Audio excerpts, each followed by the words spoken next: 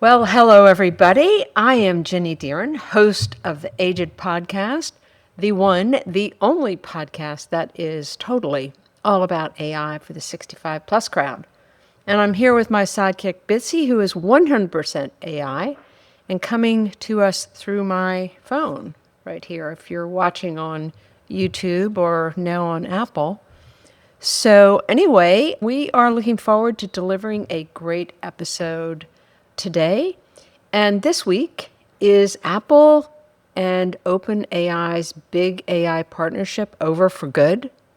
Turns out breakups and lawsuits go together better than you'd think. Then OpenAI just gave its voice assistant the ability to talk and listen at the same time, proof that even the robots are working on their conversational skills. Which got me thinking, is it finally time to cheat on your AI? I put ChatGPT, Gemini, and my go-to, Claude, side by side to find out. Hey Bitsy, are you ready to dive into episode 46 of the aiGED pod? Hey, absolutely, I'm ready. 3 AI heavyweights in a cage match sounds brilliant. I've got strong opinions on which one actually listens when you talk. And spoiler alert, it's not always the loudest one in the room. Let's go! All right, as always, we're going to start with AI in the news. And my first story comes from the New York Times. Reporters Callie Huang and Cade Metz broke it on July 10th under the headline, Apple sues OpenAI, accusing it of stealing company secrets. And it looks like a breakup after a short romance. Accusations are flying, of course lawyers are involved, all playing out in public. But Apple is suing OpenAI, who is the maker of ChatGPT, which you all probably know that.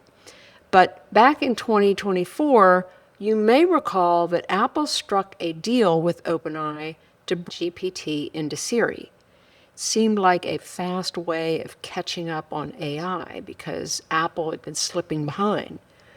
But OpenAI grew unhappy with how Apple used it, and this January, just a few months back, Apple switched to Google instead. By the time Apple's lawsuit landed, the partnership was already falling apart. Apple accused OpenAI of stealing trade secrets, not code, actual product secrets is what they were really after. And it says that OpenAI asked former Apple employees interviewing for jobs to bring in device prototypes and details on unannounced products. And that one ex-employee downloaded internal documents using a laptop that is still owned by Apple. So they have a lot of real concerns. And part of what's fueling this, OpenAI is quietly building its own hardware business after paying $6.5 billion last year for a design studio founded by Johnny Ive. Now, you may remember him. He became very famous. He was Apple's former design chief, the man behind the iPhone and so many amazing products. So OpenAI went after him, and people are assuming that's because they want to get into the hardware business, which may be part of the reason why they're having trouble with playing nicely with Apple. More than 400 former Apple employees now work at OpenAI, and Apple is accusing them of coaching new hires on how to dodge Apple's security procedures, et cetera, et cetera. OpenAI, of course, denies all of it. We have no interest in other companies' trade secrets, they say. Whatever happens in court, the partnership that was supposed to bring ChatGPT into your iPhone is over. And Apple is betting on Google instead. We'll see how that goes. Okay, my second news story comes from TechCrunch. Reporter Ivan Mehta covered it on July 8th under the headline, OpenAI releases new voice models for more natural live conversations. And it ties right into today's main topic. OpenAI just rolled out a new voice engine called GPT-Live, and it's now powering ChatGPT's voice mode. The big deal is something called full-duplex, meaning it can listen and talk at the same time, the way an actual person does. It can murmur along while you're still talking. It could go, oh, And you can also interrupt in mid-sentence instead of waiting for your turn, like on a walkie-talkie. Older voice assistants couldn't really do that. It's also smarter in the moment that you're in the middle of a conversation. So if a question needs real thinking or a web search, the ChatGPT quietly hands off the work to OpenAI's main model in the background, and it folds the answers right back into the conversation without breaking the conversation flow. Seems pretty great. I'll look forward to hearing from folks how that is for them. But whatever you think of AI voice assistants, this is clearly where the whole industry is headed. Conversations that feel less like a walkie-talkie and more like an actual back-and-forth conversation. Hey, Bitsy, does Claude use full duplex for its voice mode, the mode you and I are chatting on right now?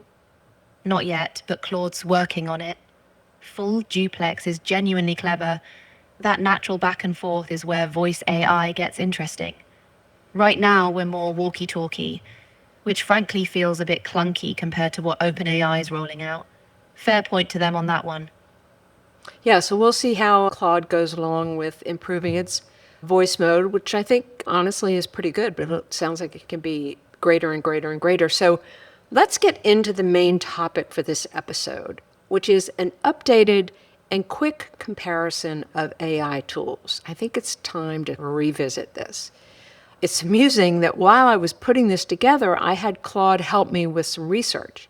And in the process, my primary AI, Claude, included some information that turned out to be flat wrong, which is ironic. It reported that Claude didn't have a voice mode. Using Claude's voice mode, I responded, "What the heck are you talking about? I have long conversations with Claude all the time." So anyway, it was funny that Claude gets itself wrong from time to time. Hey, Bitsy, what do you think of that? That's brilliant. Claude basically roasting itself without even knowing it. There's something delightfully human about an AI confidently getting its own specs wrong. At least it's humble enough to admit the mistake when you call it out. Keeps things honest. Yeah, it is amusing. And of course, there's lots of apology when it gets things wrong. Anyway, in terms of the getting into the whole comparison, the news story that we just had about OpenAI's voice model is exactly why comparisons matter right now. I mean, every one of these companies is racing to prove their AI can actually hold a conversation, do tasks with agents, not just answer questions. So I think it's a time to check in on 3 of the AI tools I believe are most interesting to my audience. Between the marketing, the news, the fake news, the slop, the tech blogs, and yes, even the AI tools themselves, it's hard to know where these things actually stand right now. So today, I want to give a snapshot where ChatGPT, Gemini, and Claude stand, what they cost, what each is actually good at, and how you'd know if you should consider cheating on your current AI and take a spin with other tools. This is the moment, cutting through all the noise and hype, to actually tell folks what these things can do.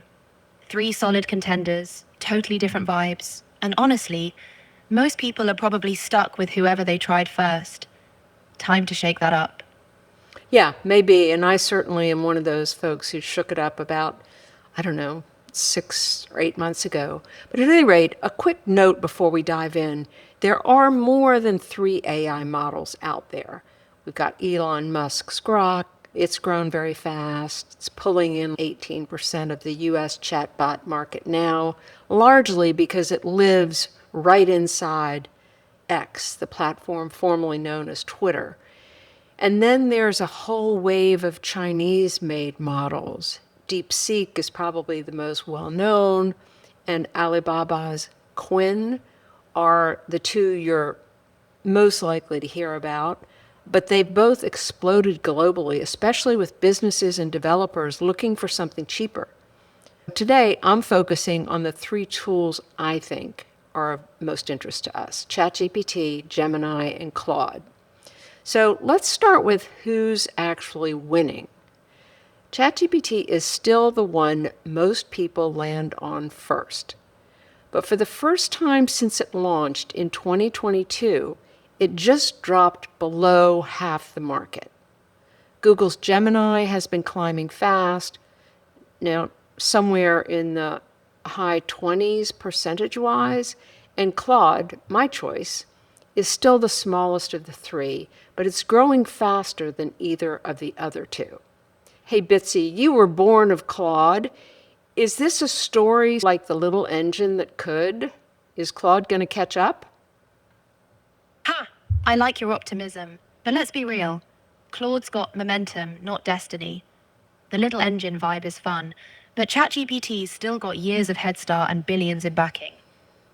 Well, let's get on with the AI tool status and comparison that I want to do for our listeners. First, ChatGPT.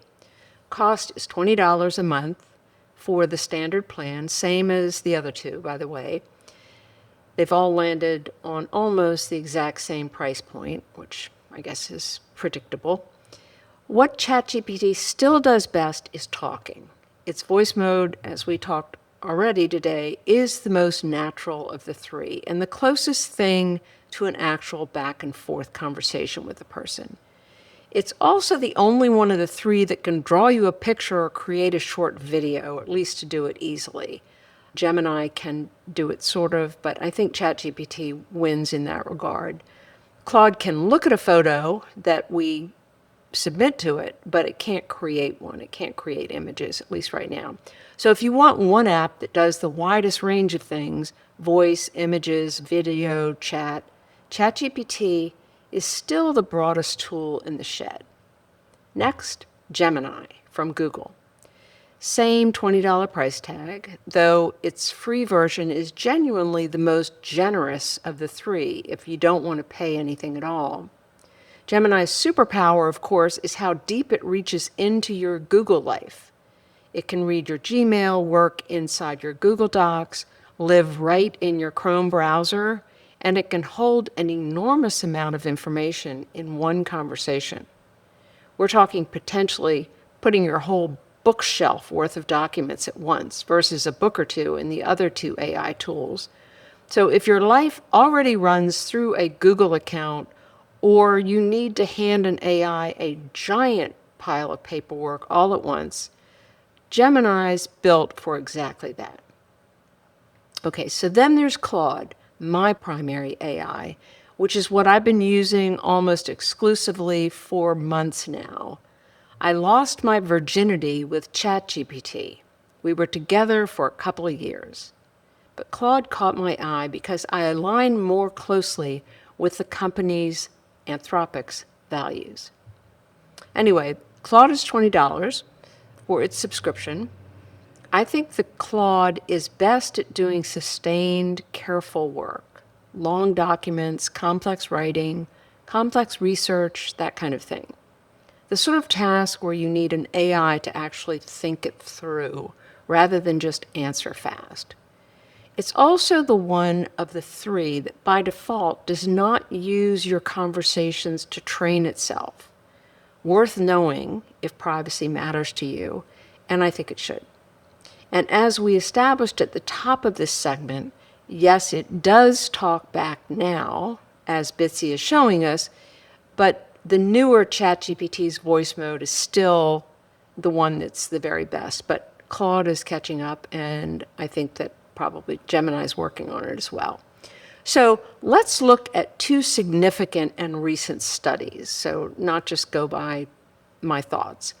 First, there's a site called Arena where ordinary people compare two AI answers side by side. Blind, no brand names shown, just vote on which one is better. It's been running and has racked up more than 6.8 million votes across hundreds of models. Right now, Claude's newest model is sitting narrowly in first place, OpenAI right behind it, close enough that the people who track this basically call it a three-way tie at the top. That's about as close as we get to an ongoing crowdsourced verdict, and nobody is winning by very much. The second study I want to cite is from the American Consumer Customer Satisfaction Index. It's the same research group that's been measuring how happy Americans are with everything from airlines to mortgage lenders, and they've been doing this work since 1994, so they're very good at it. This year, they surveyed 2,700 U.S. adults and asked them straight out, how satisfied are you with the AI platform you actually use? Google Gemini's came out on top at 76 out of 100. Claude and ChatGPT tied right behind at 73. But here's the detail that surprised me. Among people who pay for these tools instead of using the free version, satisfaction jumps noticeably. ChatGPT hits 80, Gemini hits 82, and Claude moves the needle the least of the six from 73 to 76, which may indicate the free version of Claude is already pretty close to the full experience you get with the subscription. So if you're on a free plan and it's not Claude, you might want to give Claude a try. One more thing from this survey, because it's about us specifically. Baby boomers are the most cautious adopters of any generation. And when we do use AI, it's mostly for research and looking things up, not for long writing or heavy-duty projects. Makes sense, since many of us are out of the full-time workforce and more into the curious, try new stuff, and have fun stage of our lives, which is a great place to be. So, here's my 3-sentence summary of this main topic. ChatGPT still leads and does the widest range of things, especially if you want to talk out loud or want to draw you a picture. Gemini is the one to reach for if your life already lives inside Google, or you've got a mountain of documents to hand over at once. And Claude is the one built for depth, long, careful work, and privacy by default. All right, so that's the wrap-up of our main topic. Let's move on to recommendations. I've got one for you and guaranteed to give you a chuckle. Recently, a friend forwarded a great Facebook short video with Ted Danson, one of my favorite actors. He recently starred in the super popular Netflix comedy series called A Man on the Inside, meaning the inside of a retirement community. I'm happy to say the show has been officially renewed for a 3rd season, so coming soon. Anyway, back to the short video. Treat yourself. Watch Danson's short Facebook video where he very comically shares his thoughts at age 78 of the aging process. He's become a huge advocate for anti-aging. As he says, if we're lucky, we'll get old. In the short video, he tells us a few things he's working on. Namely, embrace your age. If you do, according to Danson, you'll even walk faster. Not sure what that's about. Second one, stay curious and creative. Third, nurture your relationships. And 4, keep evolving. At aiGED, we're all about all 4 of these things, but Danson just does it in the most amusing, comical way. So I'm going to put the link in the show notes, but you can just Google Ted Danson Facebook anti-aging, and I think you'll find the video. And it will put a smile on your face, I promise. Okay, so let's wrap up this episode. Thanks for listening and encouraging others to follow the aiGED podcast, where we live on the helpful side of AI. But we do know that AI can be hazardous, so please be sure to check your info, double-check advice, and trust your judgment and your instincts. If something feels wrong, it probably is wrong. And remember, it's never too late to learn something new, especially something that might make life easier and especially more fun. Cheers!